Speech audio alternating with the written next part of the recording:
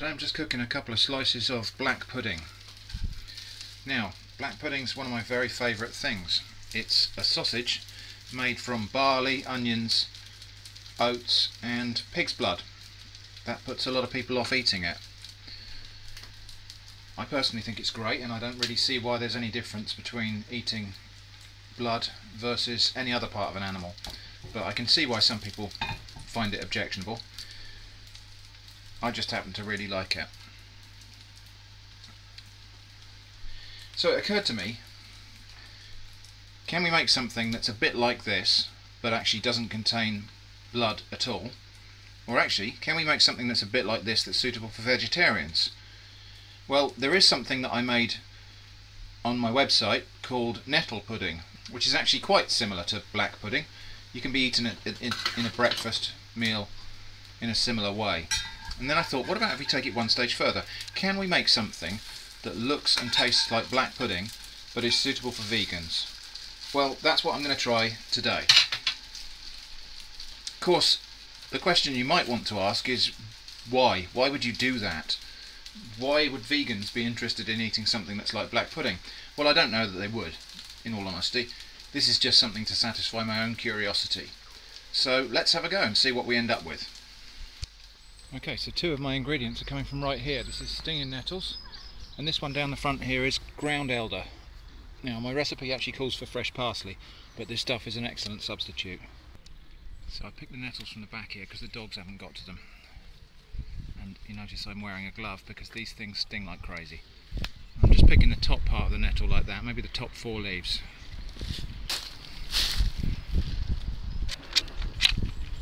So also when I'm picking it like this, I just shake it to get off any loose bits of material, any little insects that might be crawling around on top of there.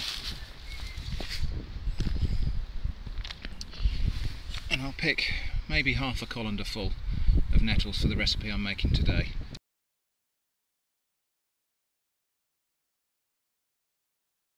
And if at any point they become difficult to pick, it means you've picked too much, because the further down the stem you go, the more fibrous they get, and we don't want the fibrous bit, we just want the soft fresh tops. So if it's difficult to pull off the plant, it means you're doing it wrong.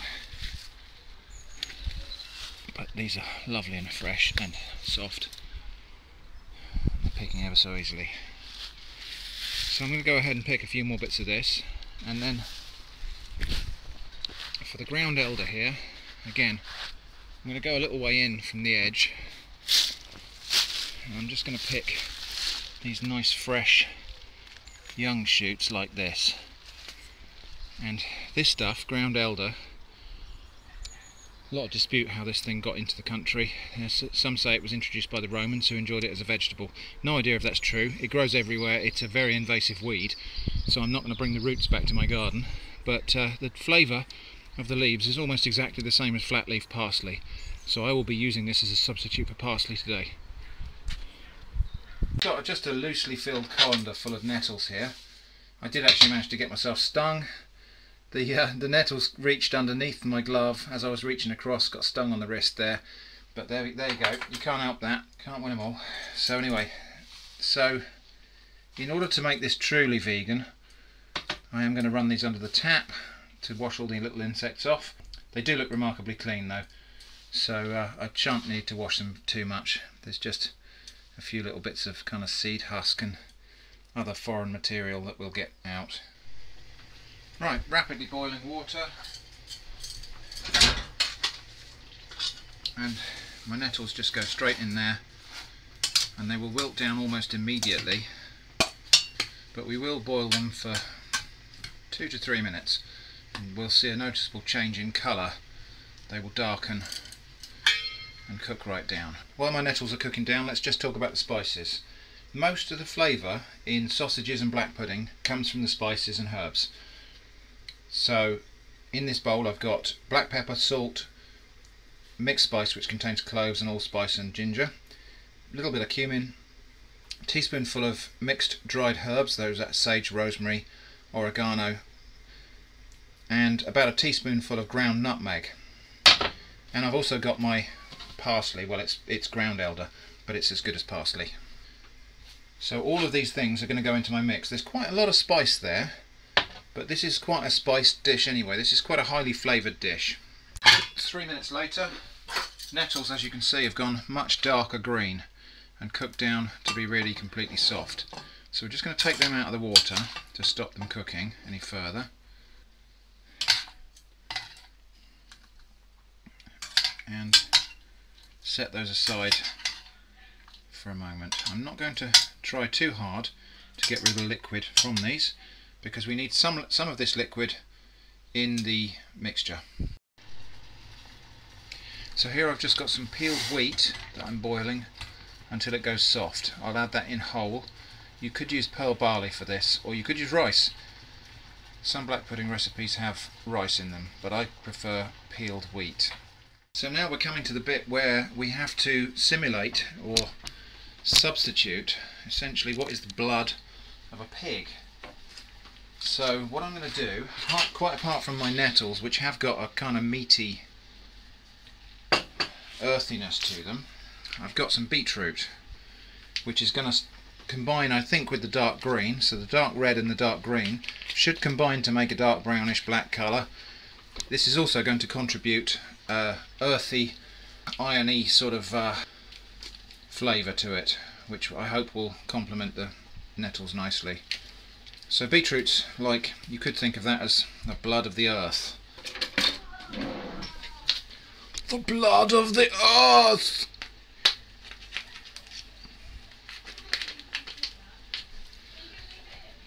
I'm still filming.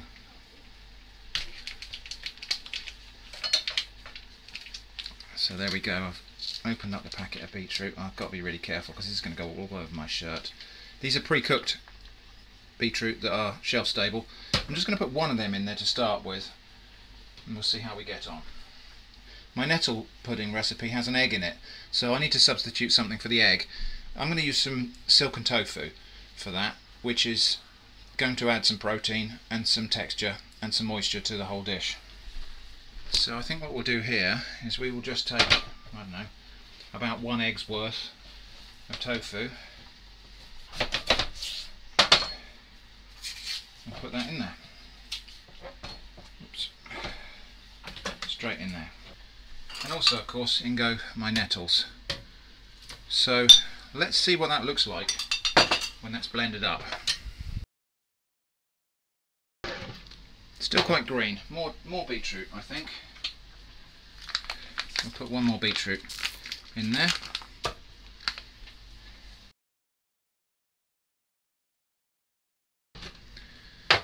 Okay, 1 more beetroot, I think. So that's 3 out of the 4 beetroot. I've no idea how much that is. Probably about 150 grams, maybe, of cooked beetroot. Okay, so that's not exactly blood red. It's more of a brown colour, but never mind. It's flavour we're aiming for more than colour, really, here. It smells very earthy and beetrooty, and so now I'm going to add rolled oats. Just a cupful to start with, and we'll see what happens with the texture.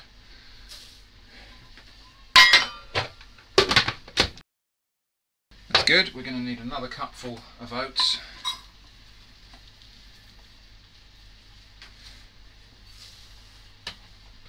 There's 2 cupfuls in it so far. Okay, that's starting to come together into a doughy consistency. I think that's probably about right, actually. So in goes my herb and spice mix, including the parsley.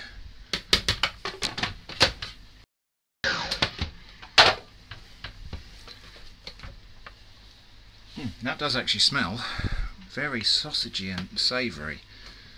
So the last thing to do, I think we'll just have half a cupful more oats, but I'm not going to blend these in. I'm just going to mix them in because that will add a little bit more texture. So let's get this mixed up. So I've got my mixture here, which is going to go in to the bowl. And there's some oats that are still loose there, but I'll mix them in a minute because it needs some further mixing.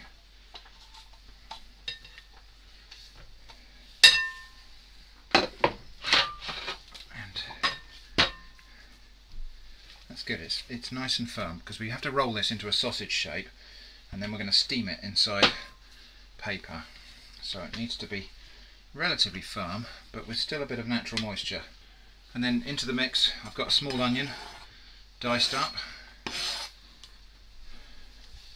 my peeled wheat. Let's just test a piece of that, make sure it's as soft as I'd like it to be.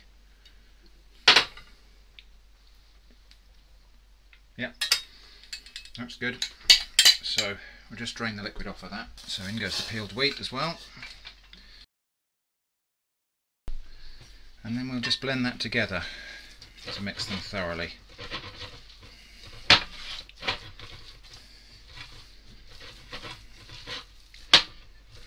Before we do anything else, I'm just going to cover that with cling film and I'm going to put that in the fridge for about an hour so it cools down and so the oats get a chance to hydrate a bit more and it will firm up. Next, just had a little chance to rest and now we're going to form it into sausage shapes, and I'm going to do that by rolling it on a floured board here. I'm going to take about half the mixture. It is still quite sticky, so I'm just going to roll it in a bit of flour to make it easier to handle, and I've just got to form it into a kind of a long thin, well not too thin, sausage shape like that. There we go, that's that one. A bit more flour on the board, flour on my hands. Okay, the same with the other one. So let's just set those aside because I'm going to wrap these in parchment. I'm going to get a bit of parchment paper.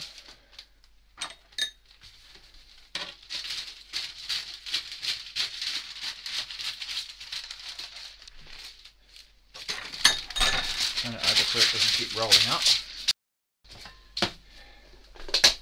And then I'm just going to grease it with a bit of vegetable fat, or what we used to call margarine before that term became unfashionable. I'm not greasing the whole thing, just the bit where the sausage is actually going to be in contact. Like that. One of the sausages.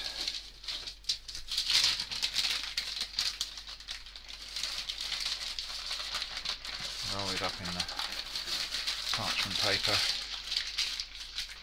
Twist the ends up tight. Okay.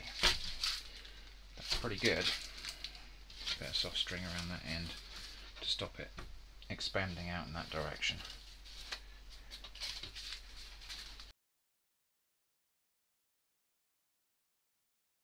Right, that's one. Let's get the other one done.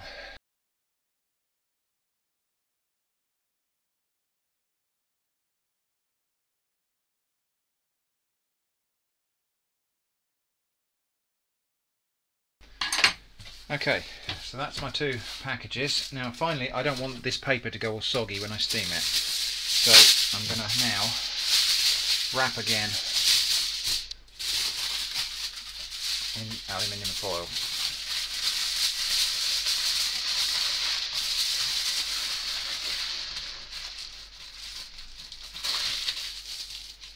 Like that.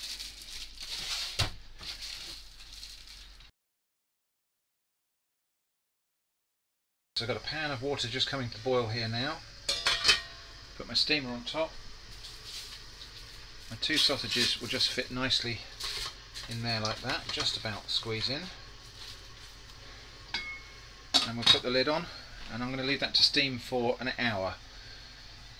That needs a long steaming time because what's going to happen here is those onions have got to be cooked, the oats have got to be cooked, the peeled wheat has to absorb a bit more of the moisture. Everything, all those spices have to cook and infuse together. I'll set a timer for an hour and then we just need to make sure that doesn't boil dry while it's cooking.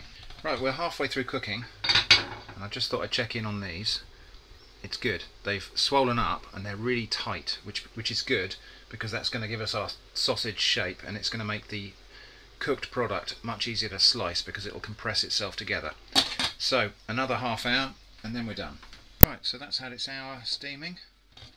Let's just have a look and make sure they're intact.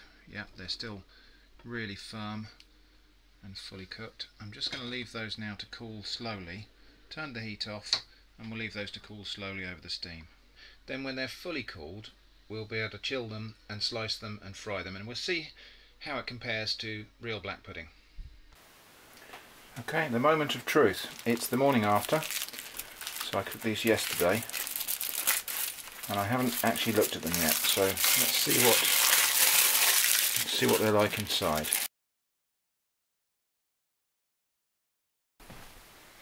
Okay, first thing to say is it actually smells really nice and savoury, which is a good sign. The parchment paper's gone a bit soggy, but let's see if we can get it off without tearing it too much. I don't really want to eat any paper if I can help it.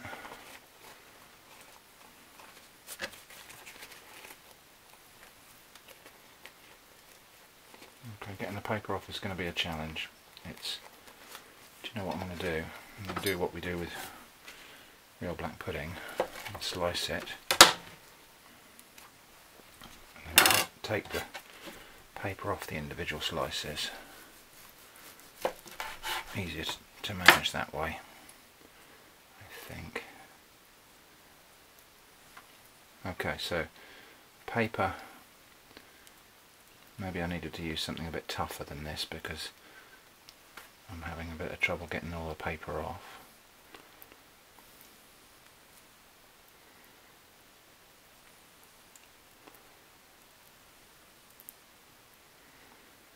Okay, that's got it.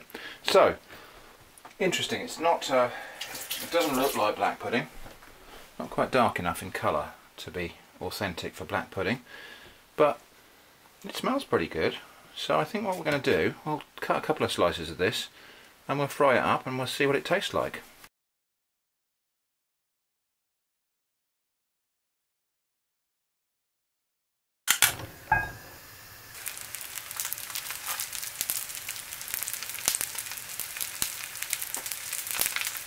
The aroma coming off of this is very authentic, so that's a good sign.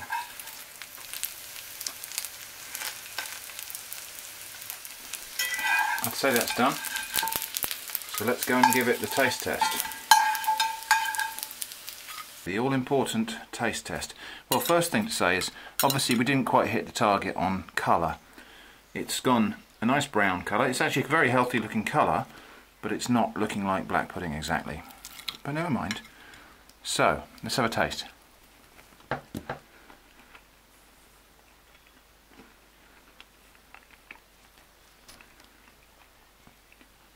you know what? That's actually not too bad.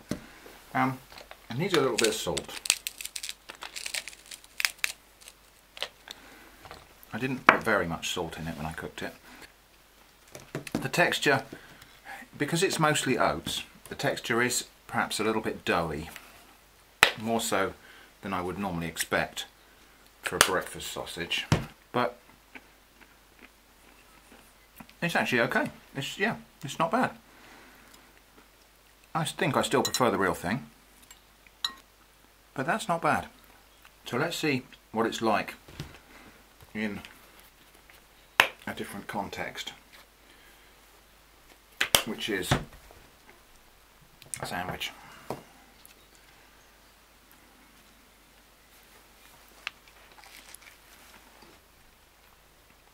That's actually really good in a sandwich.